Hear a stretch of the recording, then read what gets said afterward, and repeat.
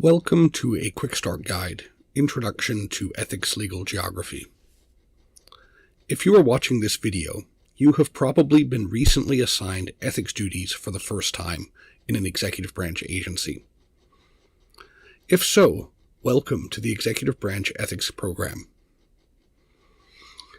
This video will be especially helpful to those new to ethics who do not have formal legal education. Though, if you're a lawyer new to ethics, this may be helpful to you as well. In any case, let's get started. In this video, we will discuss the differences between laws and regulations, the laws that establish the ethics program, the regulations that establish the ethics program, the laws that govern ethical conduct of federal employees, and the regulations governing the ethical conduct of federal employees. Starting at the very beginning, what are the differences between laws and regulations? First, laws are passed by Congress and signed by the President. The type of law we are most concerned with in the ethics program is statutory law. Statutory federal laws are housed in the United States Code. The United States Code is organized into more than 50 titles covering everything from agriculture to voting. In the ethics program, most of the laws we rely upon day to day appear in two titles. The first is Title V, Government Organization and Employees. This is where we find the Ethics in Government Act codified in Chapter 131 of Title V. The second is Title 18, Crimes and Criminal Procedure. Title 18 is where we find much of the federal criminal law for the United States. In the ethics program, we are most likely to look to Title 18 to find the criminal conflict of interest laws. We find the criminal conflict of interest laws in Chapter 11 of Title 18. You can think of the title as the state in which a law is located, and the chapter as the zip code in which a particular law is to be found. Getting more specific, if we know the title and section of a particular provision, this is like having the specific address of that authority. So if we see an authority referenced like 18 U.S. Code Section 208, we know that it is in the United States Code, so it is a law. That it is in Title 18, so it is likely a criminal law, and that it is in Section 208. Putting it all together, we can locate the criminal conflict of interest law, acts affecting a personal financial interest. By decoding citations, we can find the text of laws that help us perform various ethics tasks, like advising employees or implementing financial disclosure requirements. Okay, so that's a brief introduction to laws. What about regulations? Unlike laws, regulations are issued by executive branch agencies. Congress often gives executive branch agencies the ability to make rules in some area or domain. For example, the Ethics in Government Act, a law, gives the Office of Government Ethics the ability to make regulations implementing the financial disclosure system. We find these regulations issued by executive branch agencies in the Code of Federal Regulations. The Code of Federal Regulations is, like the United States Code, organized into about 50 titles, covering everything from agriculture to transportation. The ethics regulations we use daily are found in Title V of the Code of Federal Regulations. Similar to the titles in the United States Code, the title in the Code of Federal Regulations functions like the state in which a provision lives. We can also look to the chapter, which functions like a zip code, and from there the regulations are further divided into parts, subparts, and sections. Much like the laws in the U.S. Code, if we know the section and the title, we can locate a specific provision. So, if we see an authority referenced like 5 CFR 2635.101, we know that it is a regulation because of the reference to the Code of Federal Regulations, or CFR. We know that our rule is in Title V, and then we know that it is in Section 2635.101. Putting it all together, we can find 5 CFR 2635-101, Basic Obligations of Public Service. 5 CFR 2635 contains the standards of conduct for employees of the executive branch. We'll talk a little bit more about these later. When it comes to the laws and regulations that we use as ethics officials, it can be helpful to think of them in two groups. The first group are those that establish and govern the executive branch ethics program. You can think of these as the rules that tell OGE and agency ethics programs which activities to undertake, like advising employees, collecting financial disclosure reports, and providing ethics training. They mostly tell agencies what to do. The second group of laws and regulations are those that apply to federal employees as individuals. They include criminal laws that prevent federal employees from working on government matters where they have a financial conflict of interest, or regulations that limit ways federal employees can use official time and resources. These provisions may result in penalties for individual federal employees that violate them.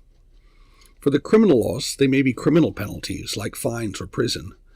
For the regulations, they may carry administrative penalties like suspensions or termination.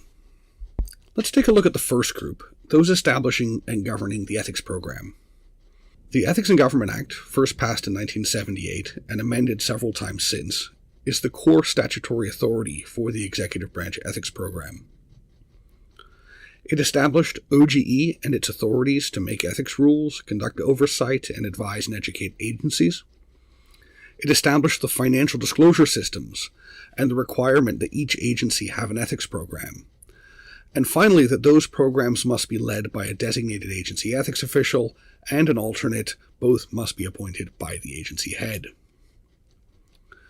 OGE has used the rulemaking authority to establish regulations implementing the Ethics in Government Act.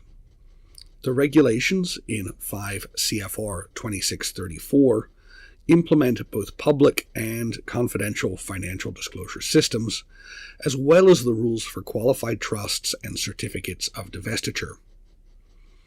A note: if these terms are new to you, the Institute for Ethics in Government contains specific courses on each of these topics. We invite you to give them a look. In 5 CFR 2638, OGE has also issued regulations that implement the parts of the Ethics in Government Act having to do with OGE's authorities and responsibilities, as well as those of agency ethics programs. In 5 CFR 2638, you'll find the duties and responsibilities of ethics officials to do things like administer financial disclosure programs, advise employees on ethics rules, provide ethics training, submit reports to OGE, and all of the other assorted tasks that comprise an executive branch ethics program. You will also find OGE's authorities and responsibilities, including reviewing various financial disclosure reports, issuing ethics rules, interpreting those rules, advising and training agency ethics officials on ethics rules, conducting various kinds of oversight, reporting on agency compliance, and the various other tasks required of OGE by the Ethics in Government Act. This law, the Ethics in Government Act, and the regulations implementing it, 5 CFR Parts 2634 and 2638, make up the foundations of the Executive Branch Ethics Program and its administration. The relationship between the law, which was passed by Congress, and the regulations that OGE has issued, implementing parts of that law, are relatively straightforward. The regulations issued by OGE add definitions, instructions, examples, and other helpful details to the general requirements set out by the law. The collection of laws and regulations that govern employee conduct are not so straightforward, so let's take a look. Wow, this is much more complicated. The universe of ethics rules that apply to federal employees is much more complex.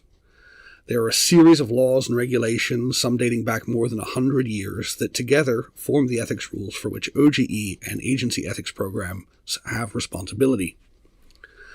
These don't include ethics-related rules like those governing political activity by federal employees, contracting rules, or travel rules.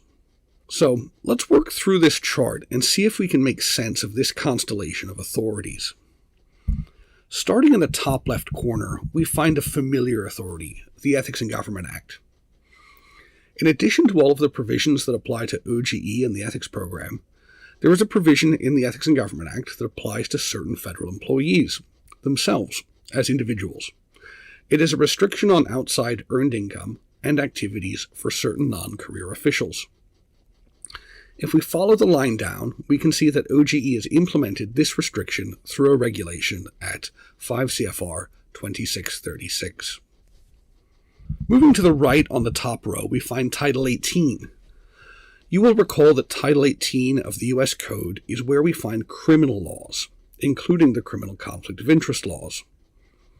These form a large portion of the restrictions on federal employees and are implemented to various degrees in OGE regulations.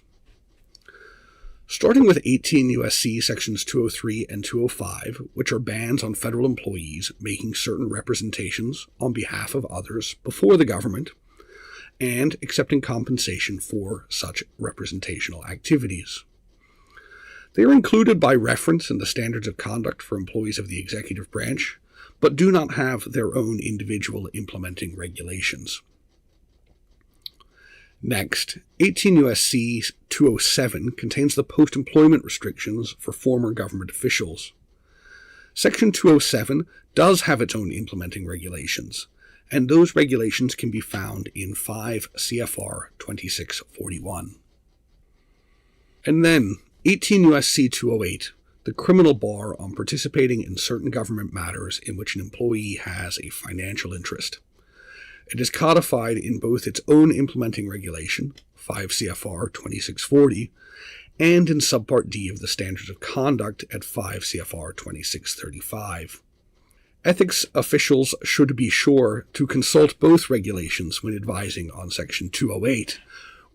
Finally, among the criminal conflict of interest statutes is 18 U.S.C. Section 209, which bars federal employees from being paid by anyone but the government for their federal duties.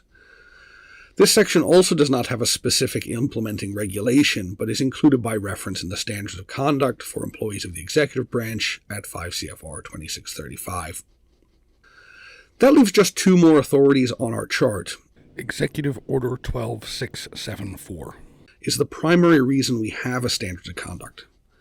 It directed OGE to create the standards and set forth the basic principles of ethical service that serve as the framework for those regulations.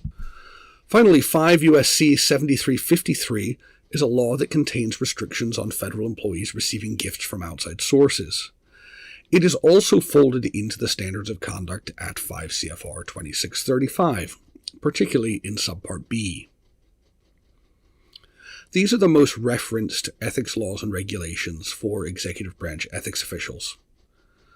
Understanding how they fit together and how they've been created over the history of our country is helpful for charting your professional development as an ethics official.